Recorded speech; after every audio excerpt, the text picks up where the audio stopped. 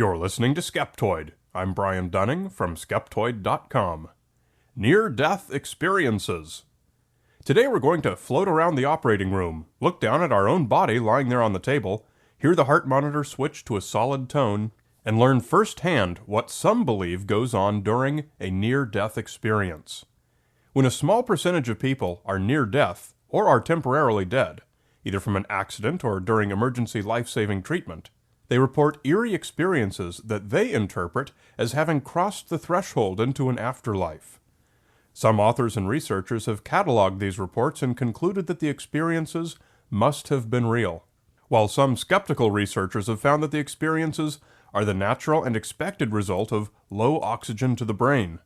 It seems the perfect place to point our skeptical eye. A favorite starting point when examining such tales is the application of Occam's razor. This states that the explanation requiring the introduction of the fewest new assumptions about our world is probably the true one. In other words, the explanation that best fits our understanding of the way the world works. The supernatural explanation for near-death experiences requires the existence of an afterlife, heaven or hell or whatever you prefer to call it. To science, which has never found any reason to suspect life might continue after the death of the body, such a place would be a major new assumption about our world. But to many people with certain religious beliefs, such a place is a given, and the afterlife is real, and is thus not a new assumption.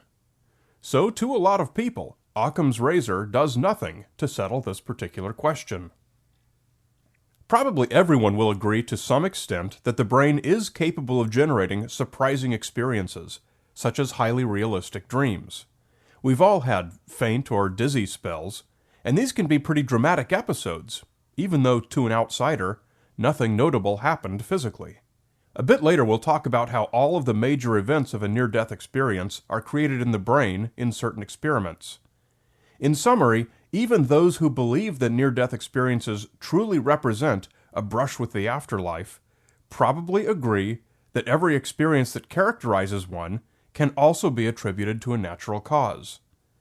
Why, then, is there a tendency to insist that they had to be an actual life-after-death experience?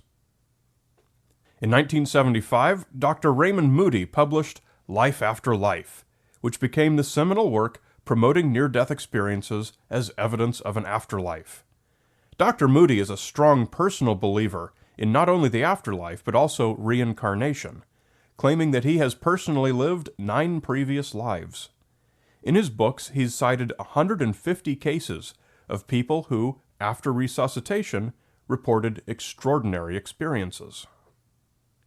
Let's take a look at the reports. First, the basics. Although it's rare for any two stories to be substantially similar, there are common themes. One of the most familiar is the life flashing before the eyes, a quick fast-forward replay of either the entire life or important events, even long-forgotten events, commonly called a life review. Perhaps the most popular report is a bright light, warm and inviting. Sometimes this is combined with a feeling of floating through a tunnel. Some near-death experiences include an out-of-body experience, usually floating in the air and seeing one's own body below, being tended to by medics, sometimes reporting seeing things happen that could not have been observed from the body's position. People with physical limitations, blind, deaf, or paralyzed, usually find that their bodies are whole during these experiences. Some people report positive meetings with deceased loved ones or religious figures such as Jesus or Muhammad. Just as often, however, people report terrifying encounters with monsters, hated people, or the devil. So while many experiences are euphoric, many are very much the opposite. So the question is, can we group all of these things together in such a way as to find an undeniable pattern? Is there enough consistency and predictability that we can conclude with good certainty that such a thing as an afterlife must exist? And here is the probable experience you'll have as you cross over. It's unlikely. When Skeptoid looked at the hum, a worldwide acoustic phenomenon, we found enough variation to conclude that there are probably many different causes that likely have nothing to do with each other. Near-death experiences are similarly complicated by many unrelated causes of characteristic experiences: drug effects, hypoxia, trauma, brain abnormalities, and simple dreaming, just to name a few. We'd expect people coming out of all of these conditions to report things very similar to a near-death experience. Well, let's take a look at the out-of-body experiences. You can search the internet and you'll easily find dozens, if not more, stories where someone floated off the operating table and made observations about the room, actions performed by surgical staff, and even things happening outside the room. I'm not even going to list them because there are so many, and I'll grant that many of them sound undeniable, that the only possible explanation is that the person's consciousness and perspective was indeed outside the body. Having read a lot of these, I make 3 observations. 1. I know a number of anesthesiologists. They are not impressed by these stories. It is common for patients to be aware during general anesthesia. They remember many details of the people, objects, and procedures in the room. We absolutely expect some number of supposedly unconscious patients to report things that happened that a layperson would assume were unknowable. In fact, The Lancet published research in 2001 that showed nearly 20% of patients retained memories of things that happened when they were clinically dead. 2. What's rarely or never written up in books is the fact that most such recollections get their details wrong, and were probably just imagined by the patient. When authors compile stories to promote the idea of near-death experiences, they tend to universally exclude these. In fact, the majority were never recorded anywhere to begin with. If out-of-body experiences are truly part of passing over into the afterlife, then they usually represent an afterlife of some alternate universe where everything's wrong. 3. Some of the stories can't be explained by either of the above. They include specific details that the patient could not have known. Sadly, all of these are anecdotal. They're very interesting, and I wish we had more of them, and that controls had been in place at the time. Since they weren't, the scientific method requires us to shrug and say, neat, but not evidence. Let's do it better next time. As an example of the value of anecdotes in suggesting directions for research, Dr. Penny Sartori placed playing cards in obvious places on top of operating room cabinets at a hospital in Wales in 2001, while she was working as a nurse, as part of a supervised experiment. Although she's a believer in the afterlife and documented 15 cases of reported out-of-body experiences by patients during her research, not one person ever reported seeing the playing cards, or even knowing they were there. Life review, euphoria, bright lights, and meetings with sacred personages have all been correlated with high levels of carbon dioxide in the brain. Research published in the journal Critical Care in 2010 found that over 1/5 of heart attack patients who went into cardiac arrest and were resuscitated, all of whom would have had high CO2, reported these phenomena. But these patients were all also nearly dead, so the near-death experience correlates equally well with being near death as it does with the physiological condition. To find out which is the best correlation, we'd have to see whether a near-death experience can happen when one condition is present and the other is not.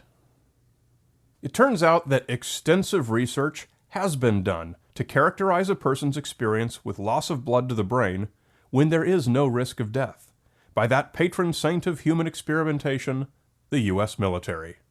For 15 years, Dr. James Winery put hundreds of healthy young fighter pilots into centrifuges to understand what a pilot might experience under extreme gravitational loads. He put them in until they blacked out. Once they reached a point where there was inadequate blood flow to the brain, they lost consciousness. And among the frequently reported experiences were the following: bright light, floating through a tunnel, out-of-body experiences, vivid dreams of beautiful places, euphoria, rapid memories of past events, meeting with friends and family, and more. The list is an exact match with the events attributed by believers to a brush with the afterlife. Well, what about the reverse? Are there reliably documented reports of near-death experiences from people who were near death, but whose brains had normal oxygen supplies? If there are, I was not able to locate any.